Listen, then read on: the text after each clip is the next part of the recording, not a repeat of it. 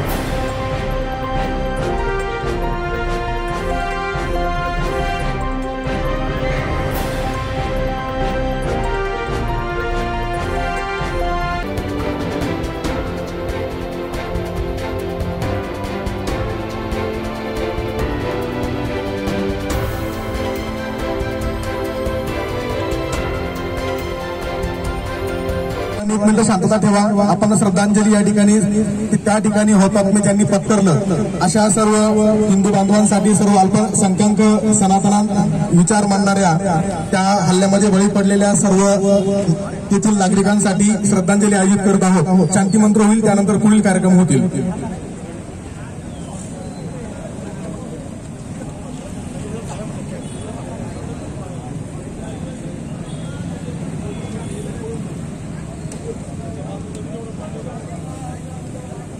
ओम शांति शांति शांति। हरे हरे हरे कृष्णा। जैसे कि आप सब लोग जानते हैं कि हम इस जगह पे इकट्ठा होने का कारण क्या है, हम क्यों इकट्ठा हुए इस जगह पे, ताकि हम जो कुछ अशांति का प्रकार चल रहा है उसको हम क्या कर सके, थोड़ी सी शांति ला सकते हैं। लेकिन वास्तव में हमें पता होना चाहिए कि वास्तविक शांति आएगी कब।